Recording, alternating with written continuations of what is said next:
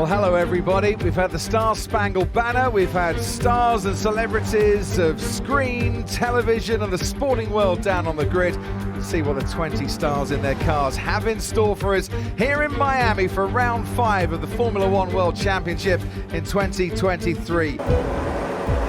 We're all set for 57 laps. It's the Miami Grand Prix. It's lights out and away we go. Perez gets away better than Alonso. Here comes Carlos Sainz after the Aston Martin. Into turn 1 we go. Sergio Perez in the lead. From Fernando Alonso, Sainz and Pierre Gasly's moved up a place. And there's a tangle right in the back with Lando Norris running wide but continuing on. I think it was the two AlphaTauris getting very close together by the time they'd finished sliding around too.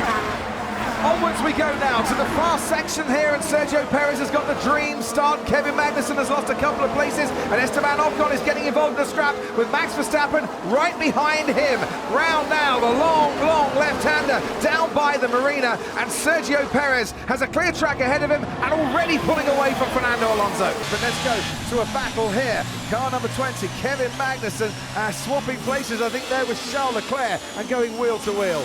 How much trouble could Kevin Magnussen be in after that rather slidey entrance to this back straight? There goes Charles Leclerc. Verstappen's getting a very good view. And Leclerc on the inside. Has he got this overtake done? Or just about, but Magnussen's going to come back at him once again, almost touching the wall as he tries to go alongside the Ferrari. And he'll now get a nice toe down the straight. Verstappen's looking at this one, and he's got the inside line. That's a great move from Max Verstappen. He's picked up 2 cars who are fighting each other in the space of 1 corner, and he goes up from 8th to 6th. As Pierre Gasly without DRS, has George Russell gaining on him with the DRS, and Max Verstappen gaining too with his rather powerful DRS, which is worth round about 15 kilometres an hour of extra speed. And is it extra speed that's going to take Max Verstappen past George Russell? Yes, it is.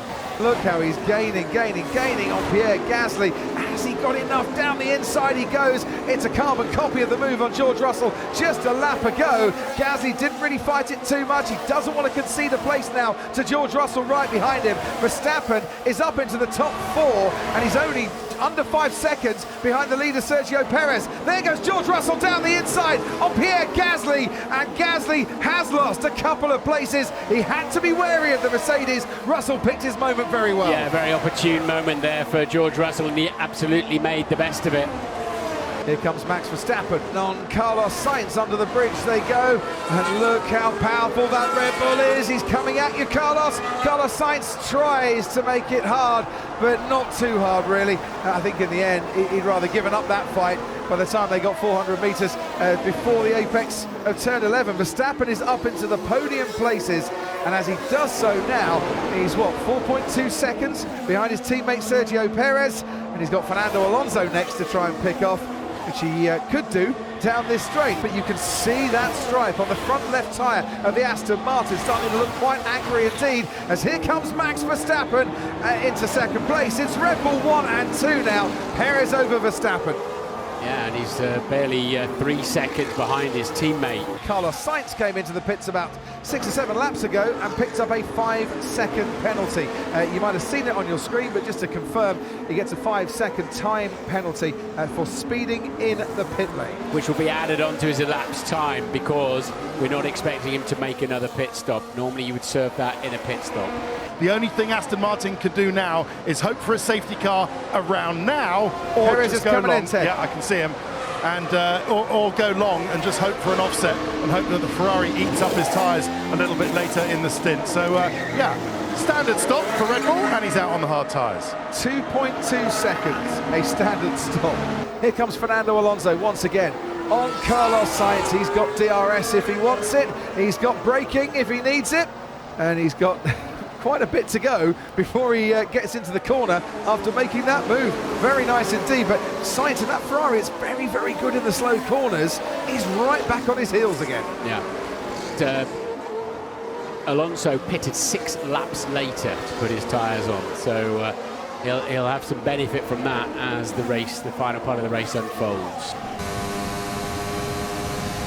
Carlos Sainz is about to lose 4th place. He does. George Russell in the Mercedes now getting past Carlos Sainz. He's up into the top 4. Sainz with a 5-second penalty to come. Verstappen's gone faster still on that latest lap. So there's only a couple of seconds to play with. Might be a lot tighter than we thought 10 laps ago when Verstappen pits. This is very much advantage Max Verstappen now. The pace he's putting in, the tyres he will have available to him, he'll be coming up behind a car that doesn't have drag reduction system available when his does. This is absolutely advantage Verstappen. So effective track position now minus 1.7. Minus 1.7. He has got to pit. He's the one remaining driver left to pit in this race.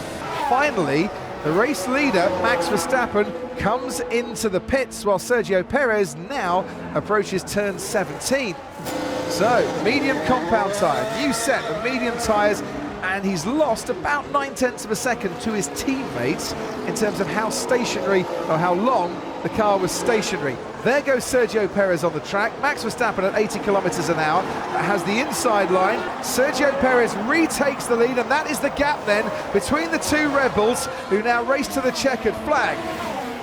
Verstappen's got to within a car length of Sergio Perez, who pitted first. Verstappen took the lead, then came into the pits, lost that lead, and is about to get it back again, it seems here.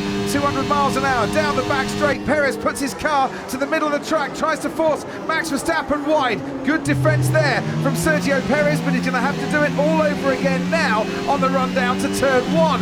What's Sergio got in his locker to keep Max Verstappen at bay? Verstappen switches to the left-hand side, wants to go round the outside. Perez under braking, wheel to wheel with his teammate. Verstappen gets the best traction, and it took a few corners, but he finally gets back out into the lead once again. Great defence from Sergio Perez, but he just didn't have enough grip to keep it going. They were both pretty tentative, weren't they, down there into turn 1. They did not want to run into each other, but Verstappen really had got this one covered.